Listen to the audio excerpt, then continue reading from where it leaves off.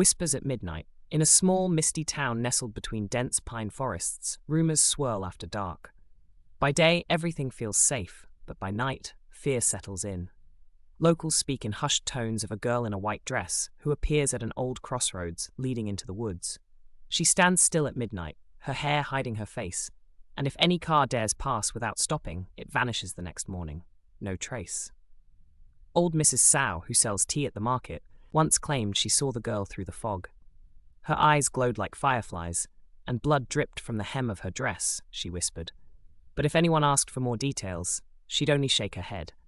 Don't go poking at ghosts, child. Curious and skeptical, a group of 4 friends decided to see the truth for themselves. Min, the boldest of them, laughed it off. It's just a campfire story. Let's go prove it. Along with Han, Tung, and Thao, they packed cameras, flashlights, and phones. That night, the wind howled through the trees. Rain began to fall in sheets as they approached the infamous crossroads. The clock read 11:57 p.m. No one knew. The road ahead was not the way home. The crossroads Tung's old pickup rolled slowly toward the intersection, the engine groaning under the cold rain. The road shimmered, reflecting the headlights like eyes watching in silence. The group grew quiet, the tension thick as fog.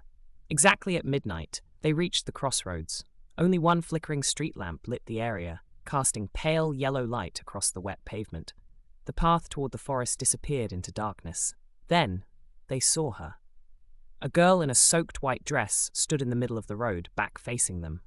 Her long black hair clung to her back, unmoving despite the wind. Min grabbed the camera, excited. See? It's just like the legend. Thao's voice trembled. Let's turn back. This doesn't feel right. Ignoring her, Tung stepped out of the truck. I just want to see if she's real. He walked forward, slow and cautious. The girl didn't move until he was just 3 steps away.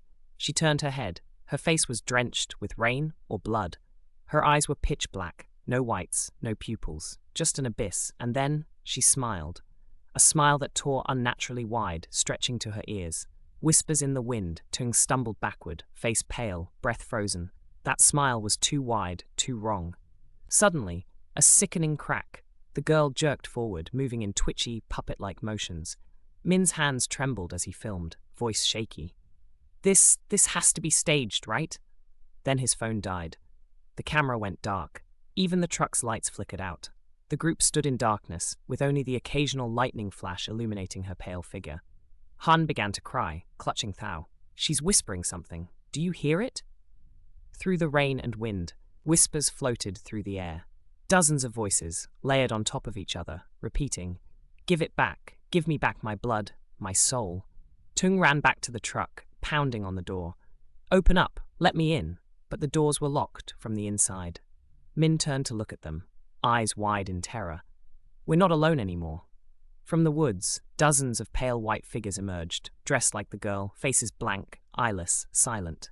They surrounded the crossroads. The girl in the white dress let out a shriek of laughter, high and sharp like glass breaking.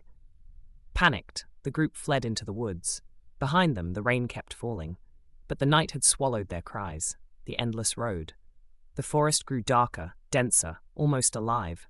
Branches scratched at their faces like clawed fingers. The group ran blindly, but no matter how far they went, the crossroads always seemed close behind. Every time they looked back, they saw it, the single streetlight, and the girl in white. Han tripped and fell, crying in pain. We're going in circles, it's playing with us. Tung helped her up, breathing hard. That's when he noticed bloody footprints on the ground, small, round, like a child's, and heading straight into the trees. Don't follow them, Thao whispered. My mom used to say, ghosts lead you with bloody tracks. Min suddenly froze. Min, what's wrong? No response. Thao approached, then screamed. A deep cut had opened across Min's forehead. Blood dripped into his eyes. He stood stiff, muttering, I'm sorry. I didn't mean to leave her. I didn't know she died. I didn't. Min turned around, his eyes pitch black, his mouth twisted into that same impossible smile. No one leaves the crossroads. They ran. Behind them, Min was dragged back into the fog by unseen hands. The woods went silent, forgotten memories. Eventually, they found a wooden shack, abandoned, yet somehow waiting for them. No one said a word, but they all felt it. They were meant to enter. Inside, dust hung in the air. A dim oil lamp flickered on a crooked table. Hun picked up a photograph lying beneath it and gasped. It's us, indeed it was. A photo of all four friends, but with a fifth person. A smiling girl in a white dress, short hair, warm eyes, someone they had clearly known. But no one could remember her. Thau's voice cracked. No way, we've always been four. Tung murmured. She was our friend, wasn't she? Memories crashed into them like thunder. Screams, screeching tires, blood on asphalt, a rainy night, a crash. Lan, the fifth member, left behind, forgotten. We killed her, Hun whispered. We abandoned her.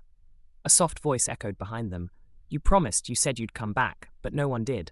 Lan stood at the doorway, her dress soaked in blood, her eyes full of sorrow, not rage. But this time, she wasn't smiling. The blood oath. The flame died. Darkness engulfed the shack. The three huddled close, breath shaky. Wet footsteps echoed behind them. Lan approached, blood dripping from her fingertips. Her face no longer twisted, just heartbreak. You said you'd wait for me, but you left me to die alone. I'm not angry, I was just lonely. Tung collapsed to his knees. We didn't remember, I'm so sorry. Lan lifted a shard of mirror, revealing the crash like a cursed film. It showed everything.